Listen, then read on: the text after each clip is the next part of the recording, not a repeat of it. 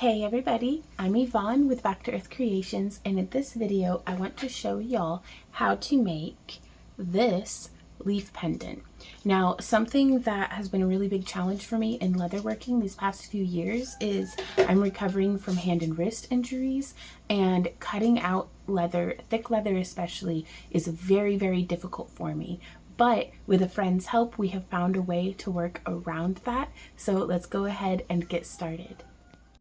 So I'll try my best to have links to everything down in the video description, and if it's not the item linked specifically, it will be something as close to what I can find to get you started shopping. So the central point of this is the central machinery from Harbor Freight. This is a 1-ton arbor press and a cutting mat from, I think, Amazon. It makes such a difference to clamp it to the table. For those of y'all who tune in for our live streams, you probably saw me struggling with my Never Need back here, which is not a 1-ton arbor. It is an arbor press as well, but I didn't have it clamped down, and I was struggling with it. My friend let me borrow this one. We have it clamped to the less than ideal plastic 6-foot folding table, but that is okay. Today I am working with, this is just some leather from Tandy Leather.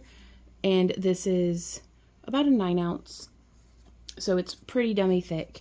And we're going to be using this dye that I had gotten on, I think, Etsy. Again, I'll have links down below. And I'm very pleased with it so far. And we've got this nice, where you can just, like, whenever you punch it out, you can press through like that.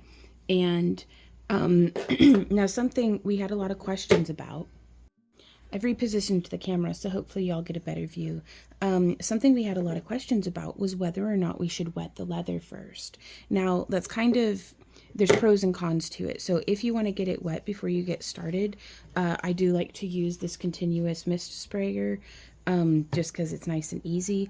But whenever you punch it out, it is a little easier whenever it's damp, but it's a little bit more of a challenge to get it removed from your die. And whenever you press something through like this to punch out your leaf, it will be more likely to take an indent or something there.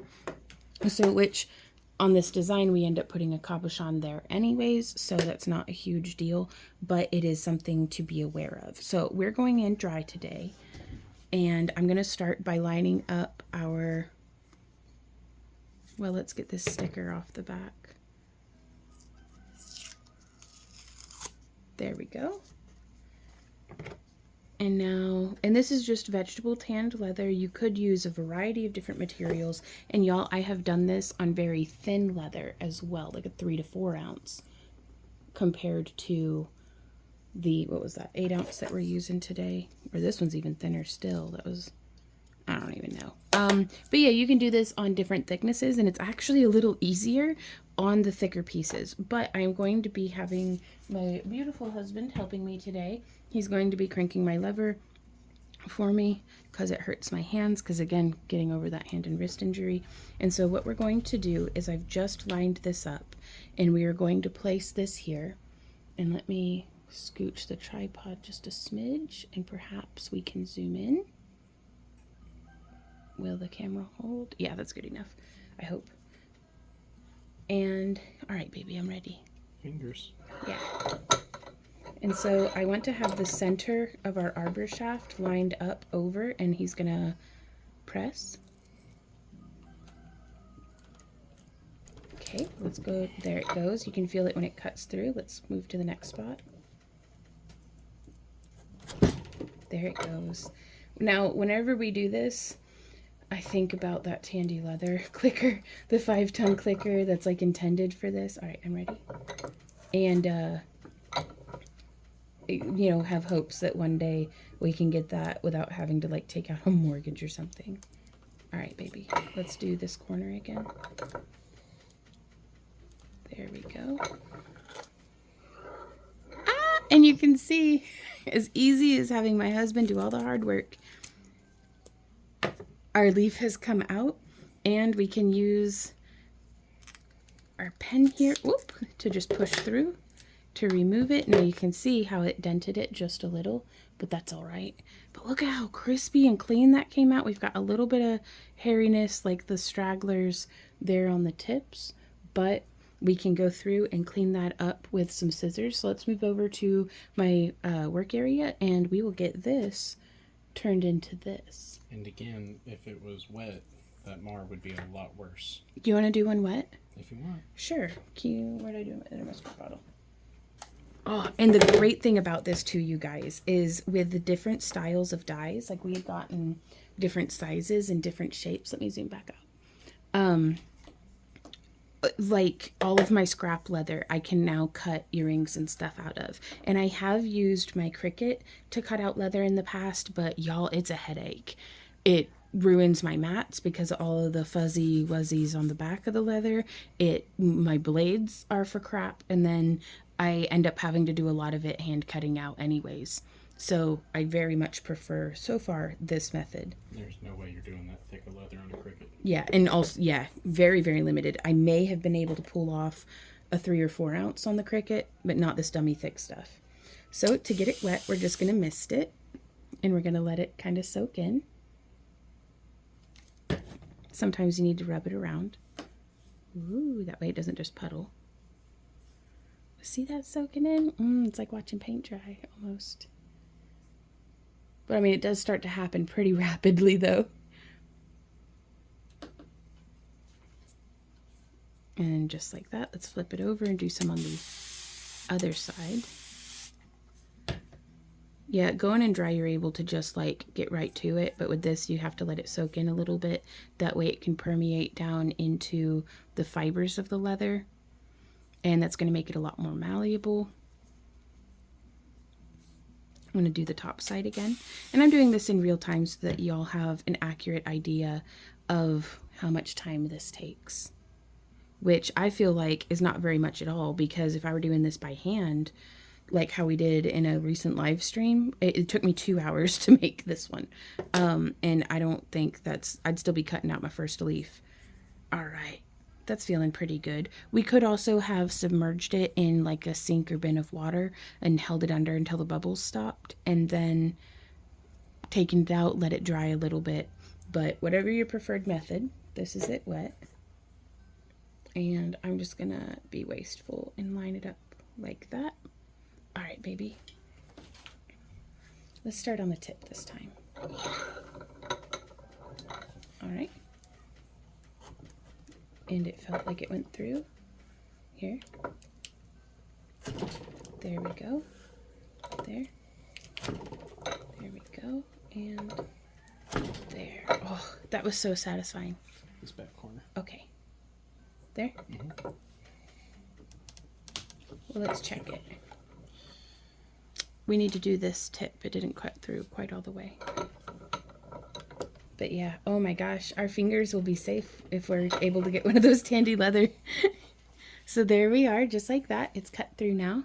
So if y'all would like to help support our business and the growth into new endeavors, then please consider stopping by our website. Oh, I'll need to get my scissors. It didn't quite cut through right where the cookie cutter overlaps. It was definitely easier to cut through when it was wet. For sure. Ooh, and that just pulled right off. So yeah, maybe it is better to get it wet first. So it takes a little bit of extra time. Well, the whole point was to demonstrate the marring. Oh yeah. Well, here, so I'm going to pretend like this was in the thing. Do you see how easy that stamped? Though it looks pretty cool now though.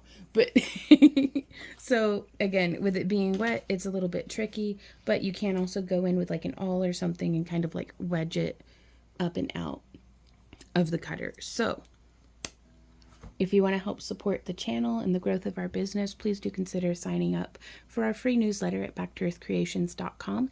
We do new tutorials throughout the week, as well as multiple live streams and a weekly shop update live stream or video, just where we show you what we have available for sale. And all of those purchases help us to invest in equipment that makes our life easier, hopefully, or at least broadens the horizons of what we can do craftily. So thank you guys so much for that. Let's get back to it.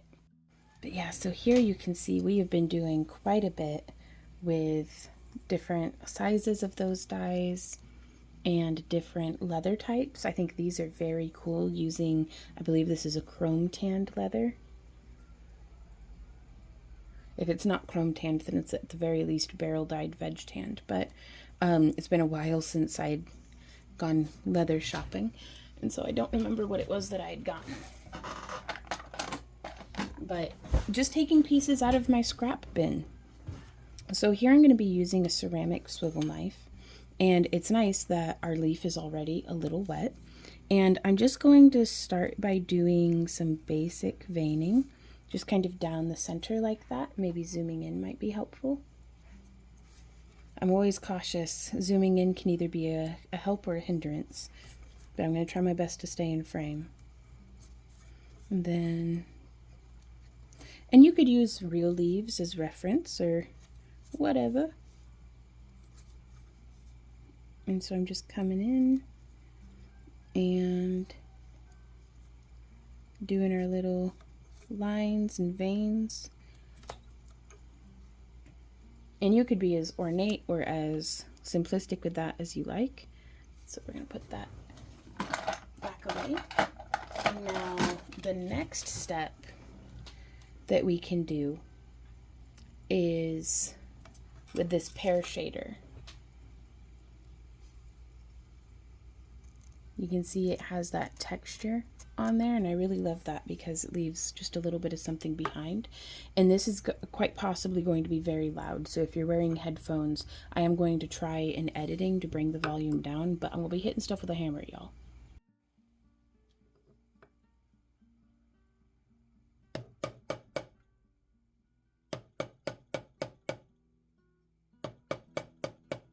So I'm just working my way off the edge.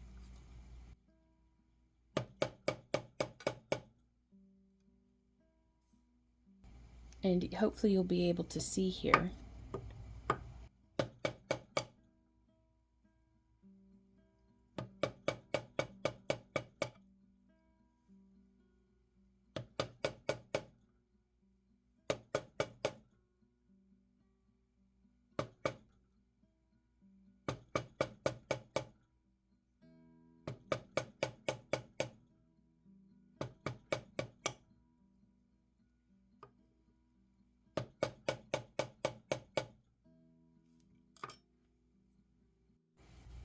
So what I've been doing here is I'm just giving a little bit of space in between where we're hitting with the pear shader, and you can experiment and see what it is that you prefer.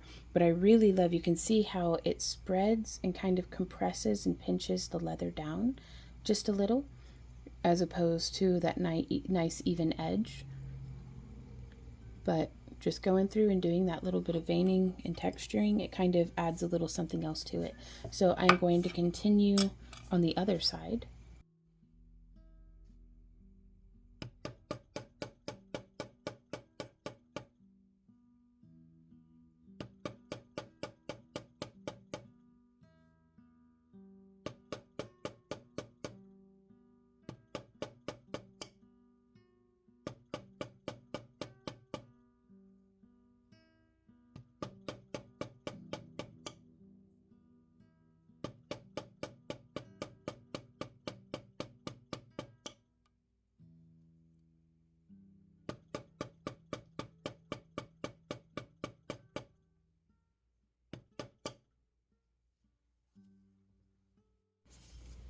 Now I really personally don't mind whenever it pinches off of the edge like that. You can see this is a stainless steel tool that has held up to many years of being abused in this manner.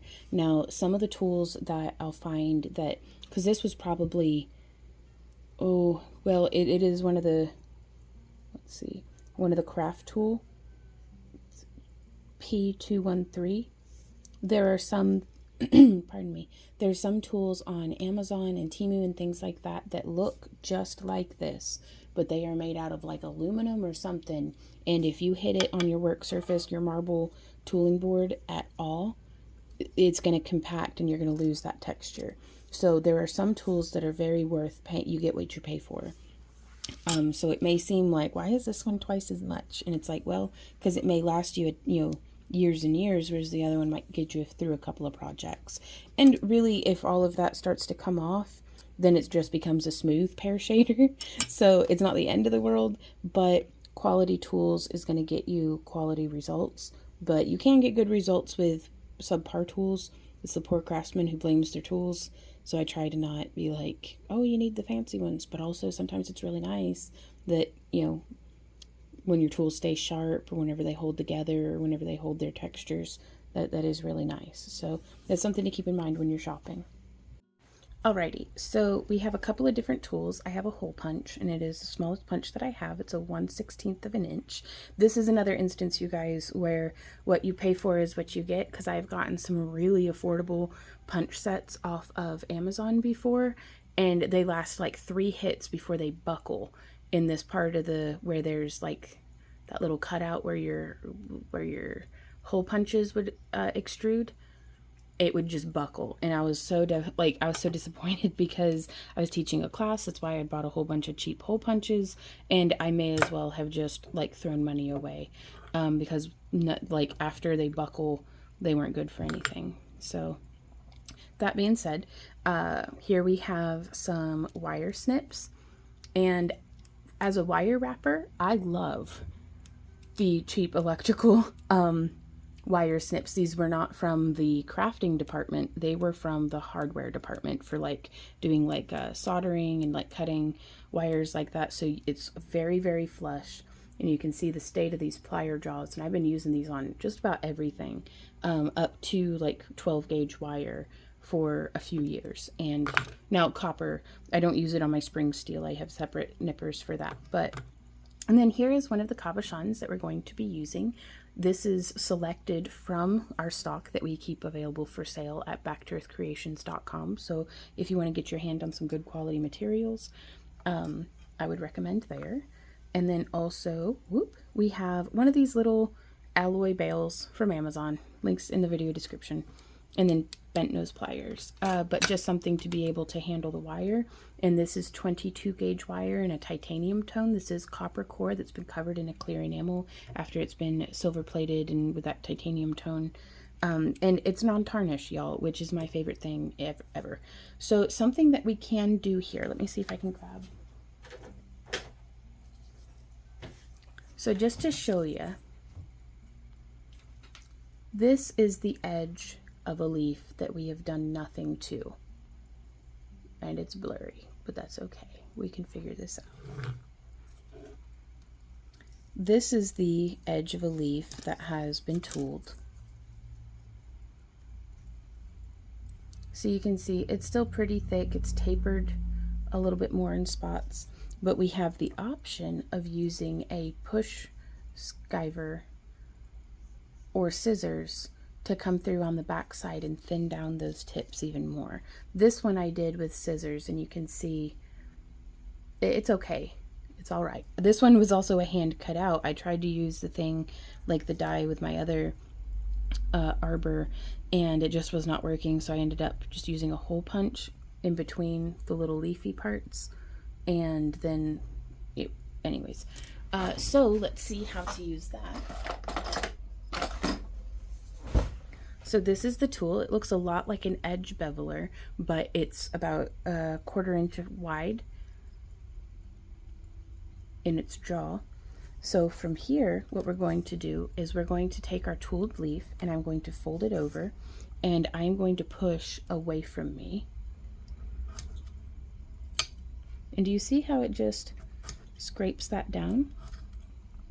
And I like to just come in, and I love that it has, I can, oops, there's a train. I can push it down on my work surface, and I don't have to worry about it dulling, because it just kind of sleds across. And I love the control on this more so than scissors, because if scissors will cut through this thick cowhide with no problem, it cuts through my tender human flesh without even a second thought, which hurts real bad. So if I can keep my hands out of the way, I will do that. But this is a great way to thin down the edges of our leather. And sometimes you can see here the leather's a little pithy. And what I mean by that is it's like the grain of it is looser. I don't know if that's like the correct term, but it just reminds me of like punky wood. And it'll be like a little hairy and weird. That's okay. We can take care of that. So if that's happening on your piece, it's totally amendable. Like, we don't have to worry about your piece is not ruined. So like, calm down, Vaughn, our piece is fine. And I'm just coming through, and I like to thin those edges because it makes a very thick piece seem like kind of lighter in nature. And I love that tapering on the edges. I just think it's nice. And so now we can come through, and I've burnt these off before with a lighter, but that smells, well, like burning leather. So I'm just going to come through with my leather shears and just trim it up. I'm just doing wherever, just, oh, hope I'm in frame. Just tidying things along. Oops. Yeah, getting that nice and just keeping it nice and sharp. But even this part's not completely necessary, because what we can do next is there's a weird little nub right there that I want to take care of. And it doesn't want to, ooh, I bet we could use these wire snips. Nope, they don't work. Oh no, I just trimmed off one of our, uh-oh. So you'll want to be careful with where you're placing your tools. Now, leaves are natural things, so it's perfectly okay, I think, if, it's not perfectly symmetrical or something like that. But I just want to get this tidied up. And sometimes I should have just left it as it was, because now I've cut off pieces that I didn't intend to, and I've got like a little hunky chunky piece sitting over here. Let's see if we can get that out without making it. The fewer cuts I can do typically, the better. Okay, because otherwise I just start chewing it up. So I have one of these just shoe polish brushes with Aussie wax, like Fibings. I don't think I'm pronouncing it correctly. Fibings, like leather conditioner, Aussie wax, just in the bristles. And I'm not even going to bother staining our leaf, you guys, because as we burnish this in, it just brings out the natural tones of the leather.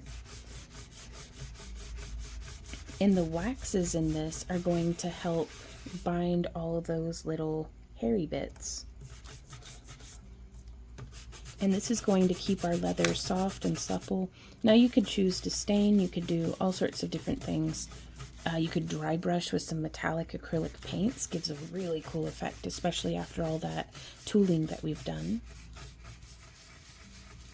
But I just like to come through, and I'm low-key burnishing the leaf as well. And what I mean by that is as we rub it, it's closing the pores on the leather. So well-sealed leather, whenever water gets on it, it holds its surface tension as like a droplet on the surface of the leather, because we want to keep the leather supple, but we want to keep moisture out.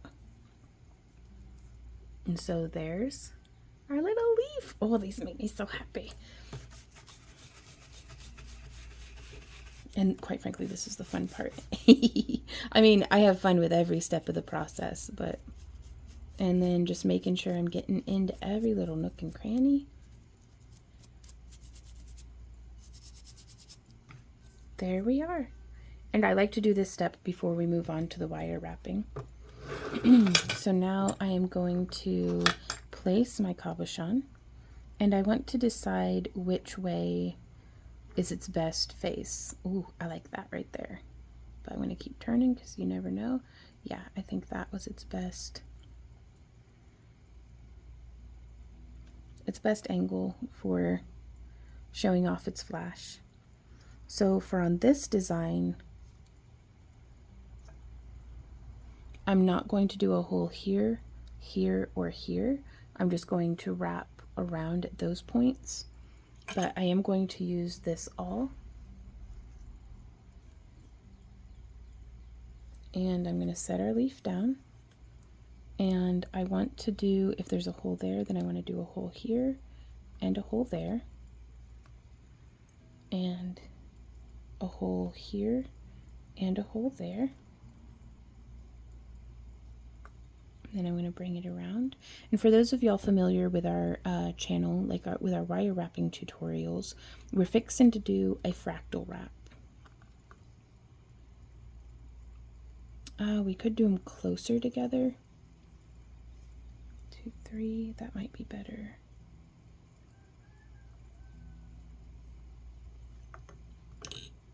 Yeah, trying to space my holes out evenly would have been a little better, I think.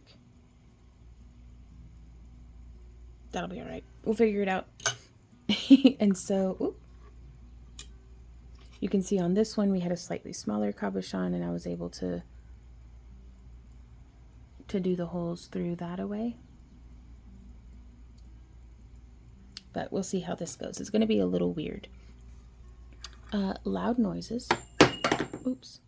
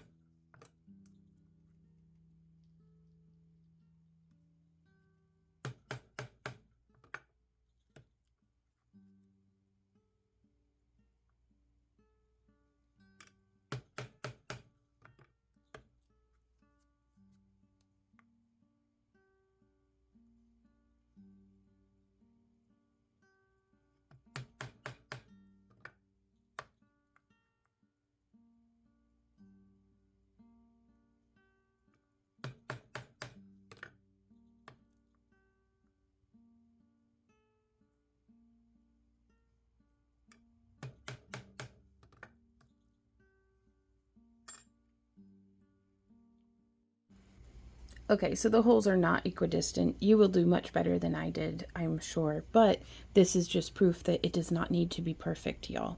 And I specifically like to leave a little bit of space up here because that is where we attach our bail.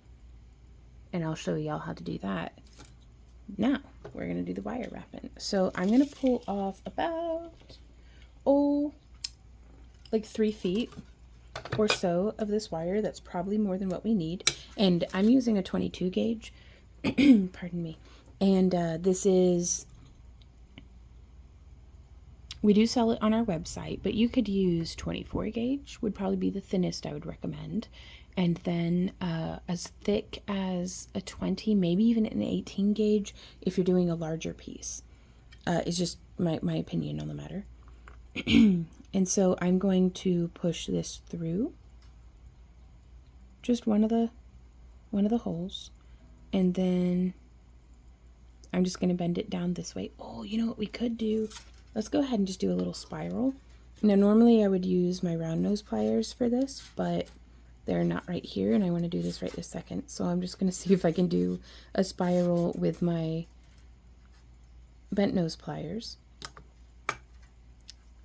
And that's just a little something to hide behind our stone. And if you have a translucent stone, which mine is not, but better not risk it, then it would show through that little spiral. And I think that would be a really cute element. And so I'm just going to put this on here like this. And so before we start applying our stone, I'm going to give this a nice bend across the back. And if it's a little lumpy and weird, you can just kind of run your fingernail over it or use nylon jaw pliers if you have some of those on hand. But I am actually going to come across through right here, actually. Just almost opposite, but not quite. Like directly opposite would be through here. So I want to be offset just a little bit, and I'll show you what that does. So now, and this first little bit's always a little tricky for me. So I want to wrap this away, just up and over through that top center part, and I'm going to thread through from behind. I'm going to get caught on all of my tool handles. There we go. But I want to pull down on this without it shifting my stone out of the way. Pardon me. And so now, just using the wire as both the needle and the thread, you could probably do leather lacing for this as well. We'll have to try that in a different tutorial. So just threading through the next stitch hole over and then coming back up through the next stitch hole over, trying to keep our wire from kinking. There we go. And then I'm going to thread down through this one.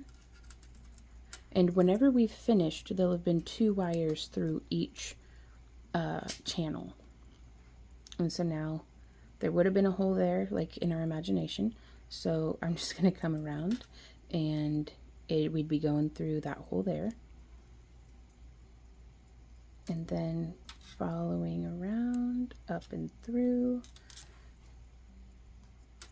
You could also use a chisel. If you don't like the way that the holes look, you could have used a chisel tipped punch to make just a slot, like in the hole punch removes like a little teeny bit of the leather, which leaves a nice big hole for wire wrapping, whereas a chisel just cuts, and so you may have to use like an awl or something to get it through, but the leather will close back up around the wire and give you a very different look. So there's all sorts of different options for variation here, and we're just going to continue with the same pattern, the same motif. Now I'm going to stitch through right here. There we go. Now I may have needed to do a wider gap, more spaces in between where my wires are going through, because it's giving us a nice tight weave on the back though, so we'll see. And then feeding through right there. But yes, whoop, well, there goes our stone. At some point my weaving got off because we went from, let's see, there was 1, 2, and it was on the third. 1, 2, okay, that's, I did skip one right through there.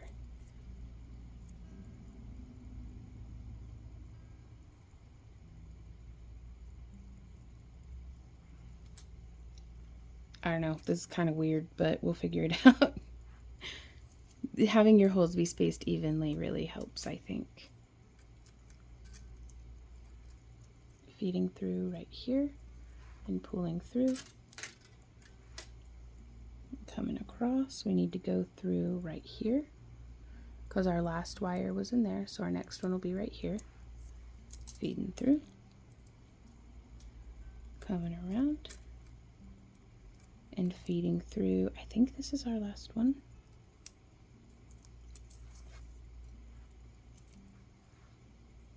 And then, yep, we'll go through here because you can see that wire is coming in, but that's where it's going behind the stone. And that's just one less little loose end to have to worry about. And there's that. But you can see this isn't going to do much for holding our stone in. So what we can do is we could take the tip of an awl or a knitting needle. Like, I really love plastic knitting needles for this because I don't want to scratch our stone up.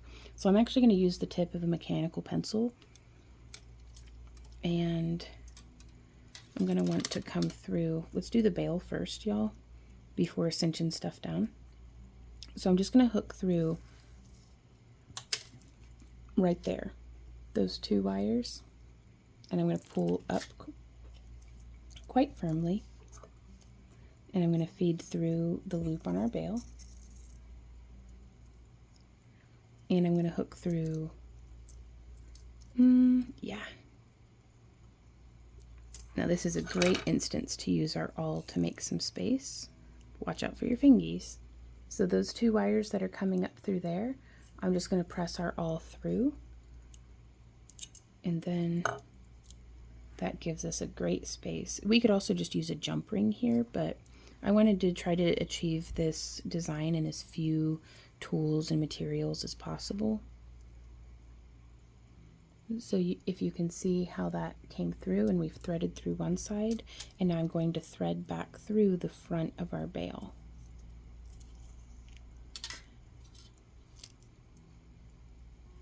And that way it makes that little bit of a loop, which I think just looks so cool.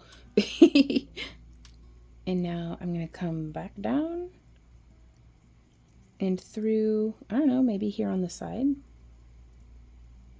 And I've threaded through, and I'm going to bend a bit, and that's going to let that tip come up whenever we push through. Let's grab it by the tip and pull. There we go. So yeah, I gave ourselves a bit more wire than what we actually needed, but I think that's okay.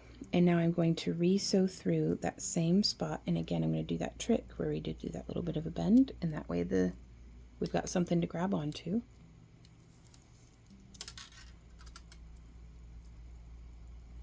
There we go. And I'm going to do one more just for good measure. I really like my ends to be well bound, so that they're not pokey or loosey-goosey or anything like that.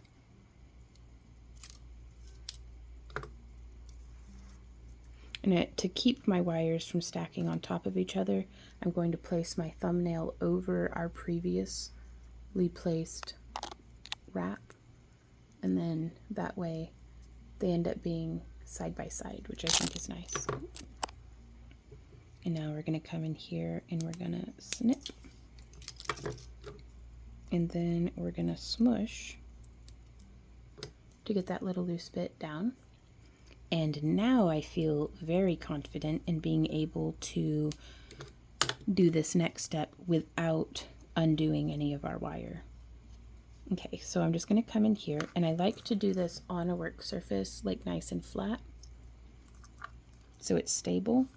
And I'm going to be pressing down on the stone, but I'm just going to come and push up in like the tip of each of these wires. Do you see how that's shaping them upward? And this is also cinching it into the leather a little bit, and that way it's going to be nice and tight on the leather. Our wrapping is all going to be nice and snug. Perhaps I have, here's an awl that's not as sharp as my other awl, but I still will need to be careful. But I'm going to break that mechanical pencil if I keep pushing the tip of it like that.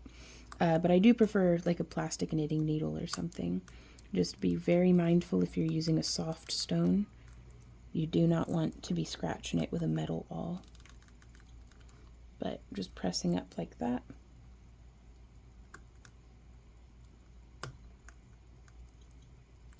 Pressing up.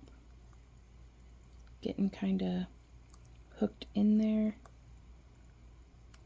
And pressing up, getting hooked in there and pressing up, and just trying to be consistent about your placement and your pressure and how far up you push can really help us to get the results that we're looking for. And so now from here I'm going to use the back of this to round these wires around the dome of our stone. This is a very highly domed cabochon, which means it's like got some depth to it.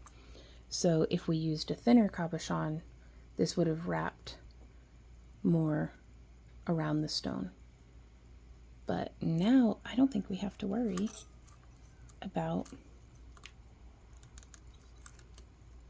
if our stone's going to be popping out.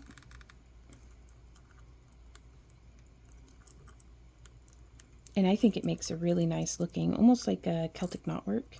The way that, like, I mean, not exactly like Celtic knotwork, but it's kind of a braided, nice little bezel for our leaf. And that is how we make this. Thank you guys so much for hanging out with me during this tutorial. I do hope it was helpful to you. So if you have any questions, comments, or ideas, please do leave them down below. You know, these would be, I mean, they're kind of big for me. Maybe like a, I don't know, maybe smaller, but these would be so cute as like pendants, necklaces, like whatever you want to do. You can take this technique and apply it to countless other things, you guys. So let me know how you're doing down in the comments if you have any questions or anything like that. If you are interested in getting your hands on some of the same materials that we use in our tutorials and in our own work, check us out at backtoearthcreations.com/join our club. We send out a monthly subscription kit that includes wire, cabochons, some of them have beads. There's more about that on our website, but if you're interested, that's an option that's there for you. But otherwise, the best way to support the channel, you guys, is to just keep watching and enjoying yourself and exploring new crafts and asking questions, because that shapes what our future tutorials will be. So if you guys have an idea that you want to see us experiment on or try out for ourselves, that really helps us. So thank you guys so much for being here. We will see y'all next time, and until then, happy crafting. Mwah! Bye.